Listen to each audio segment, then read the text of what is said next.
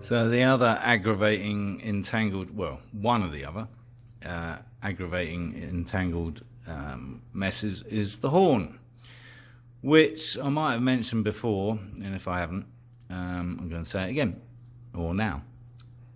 I'm not even going to bother to connect, because honestly it's a weedy little horn. Wherever it is, I'll take it off if I haven't already. And if you're on a motorbike and you need to use the horn, you probably need to be doing something else instead. The reality is, if you're on a motorcycle, you are invisible. You have to remember that, and that's the way you stay alive. And hooting people ain't going to help at all.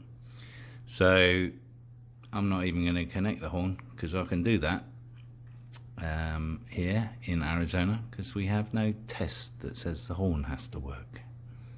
Another tangled mess is the indicators, the front indicators,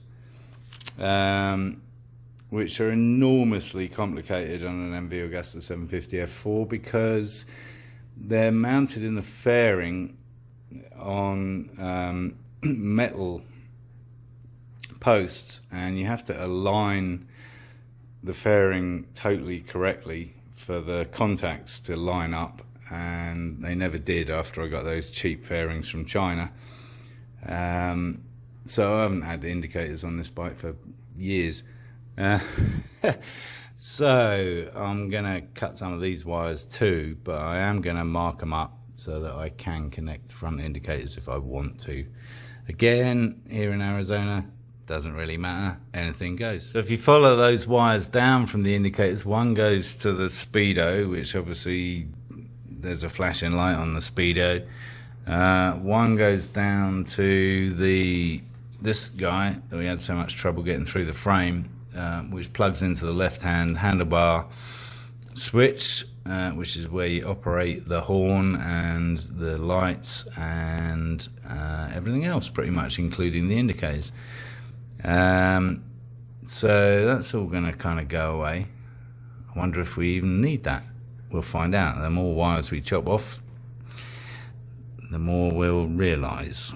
Oh, and the other thing, obviously they go back to the back ones, because if the whole circuit is broken, like there's a bulb out or whatever the hell, then of course they blink twice as fast because there's not enough resistance. I think that's how electricity works.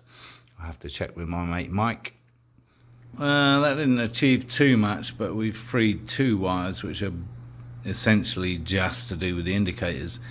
But unfortunately, a lot of the dark blue wires feed into relays, and they also feed into the headlight. That boy there. So I'm going to leave them for the minute. So we haven't achieved very much there in terms of untangling stuff, but I like the idea of separating this guy out, because there's just one connecting wire here, the orange wire, and that goes to the speedo. That boy there, that's the speedo mount, and I don't know where that goes to, but I'm sure it'll be pretty bloody obvious, because it's probably only going to fit one place. So I think I'm going to cut and label that and separate that out, which will help a bit. So there's basically one other wire, and that's this red and white candy stripe here that comes out of the speedo plug and goes back into all kinds of stuff and reconnects to two of these. Yeah, splits here. So I'm also going to cut that one, because that will free up all that chunk. Yeah, actually not quite. There's another blue boy there. So I'm going to cut those two, label them up good and proper, because they are going to need to be reconnected. But that will free up this whole bunch of spaghetti here.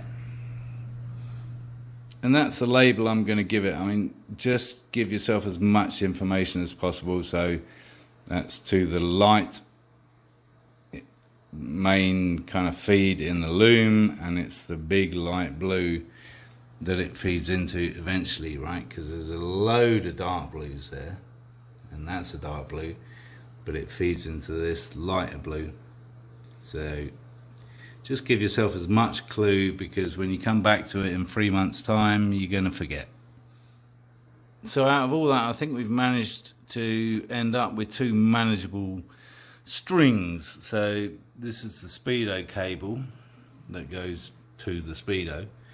And obviously there's a lot of input in there, and it's going to be in a totally different position, so there's probably going to be a lot of slack involved because it was much further forward in the original bike, but that's no problem.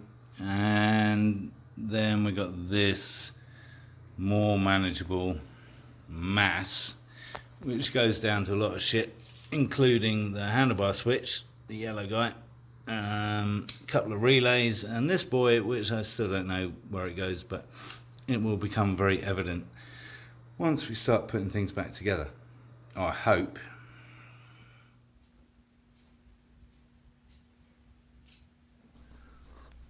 A brief inspection from the boys, Chaos and Theory.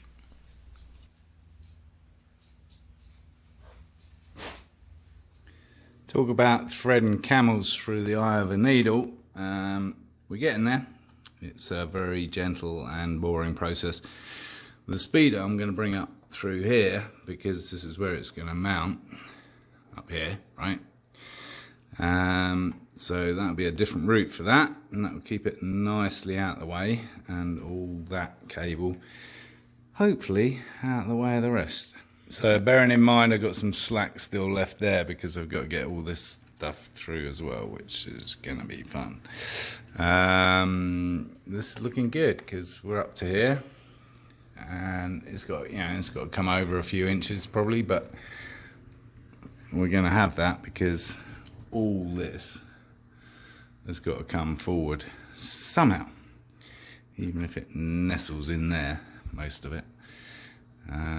So I'm rerouting the left handlebar switch cable. That's coming behind the forks. Move the water bottle out of the way because that's all disconnected anyway. And gonna bring it through that gap. Making sure on both locks, obviously, can't. There's enough cable there. I'm going to kind of tie it in place so that I give myself enough slack, and that'll all sit down in that void, which will be good. Yeah, and that's the one that fits to that big yellow guy. So this is going to be the biggest nightmare to get through because these are all kind of the same length. And they're all connected to this bunch of stuff, which is going in this. We've got loom. We've got space, so it's just going to be a question of patience and probably a lot of frustration and swearing, which won't be on the video. So I've tie wrapped it at the both ends, pretty damn tight, hopefully, so that it won't shift, because that one, when I pulled it through, the whole sleeve kind of shifted. And then I'm going to bury these inside as well, and then mark that area with some tape so that I know that's where I need to open it up to find all those connections. Duly marked, so we should know roughly where to open it up again.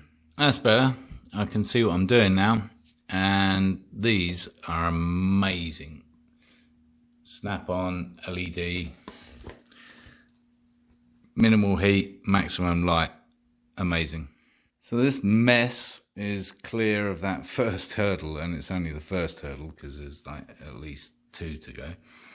And bear in mind that everything left behind, which there's still plenty of cable, but this stuff has got to reach the radiator.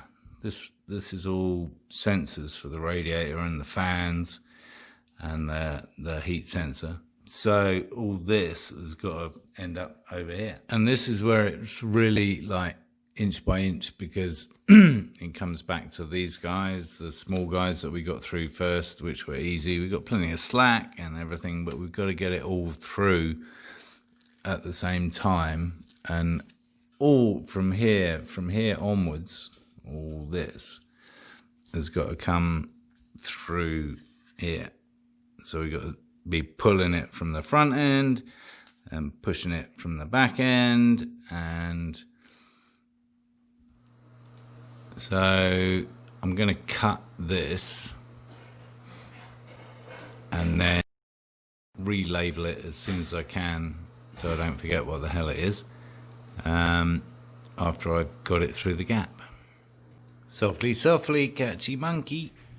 Perseverance and patience pays off, so all that has now come through, and of course it was long because the fairing came way out here somewhere, and everything that I sheathed up is now up here. I'll route it as I need to, and the actual original factory loom can come right up here, all the way out of the heat of the cylinder block and all the way out of the view. We can strap it up here nicely, keep it nice and tidy, get rid of that one up there like that, and it'll all be hidden. So I eventually found out what this weird looking thing is, and it's an air pressure sensor, which helps the ECU work out everything else accordingly. And so that's on the end, this connector here, that's on the end of this big long string, and I'm guessing I can put it pretty much anywhere I like. So actually, if I want to feed it back and stick it on the arse end somewhere, I can. So that's helpful. Given my new plan for the wiring loom situation, this little overflow pipe from the expansion tank needs to go the other way, but that's easy because there's a bolt there and there's a bolt there. So I'm just going to turn it around, right, and flow it out the front down there somewhere. I was really trying to avoid doing too much electricals on this, but thinking about it, there's all this stuff on this handlebar I'm not going to be using, and that all comes into this big guy. The only problem is there's also a cable that comes off the bottom of the clutch lever, which obviously goes into here and tells the ECU whether it's in gear or not, or the clutch is pulled in vis-a-vis the side stand and moving off, all these safety things that you don't really need if you've got a brain. And then this side, if I was going to use the actual engine start button that I bought as an actual engine start, all I need is a kill switch, which could be located anywhere, honestly. So all that stuff on the handlebars could go away if I wanted to get involved with all that. But of course the kill switch on the handlebars is there for a reason. I've never had to use it in terms of an emergency, but there are other methods for killing the power. Something to think about, I suppose. Really didn't want to be rewiring the whole thing. So in order for this fuse box to not protrude, because I don't fancy relocating it, there's a lot of wires that go into that, I'm bending these mounts back. So they were like vertical, and with a gentle tap of a hammer, a rod, We're at about 45 degrees now, but it's not quite enough. I don't know, but anyway, by some fluke, although it's protruding a little, it's flexible. And yeah, so I think I can just leave it there and let it.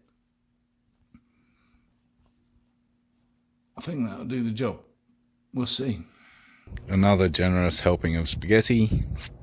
So thanks for watching, and I hope you still got appetite to follow more episodes. Subscribe to the channel and see you soon.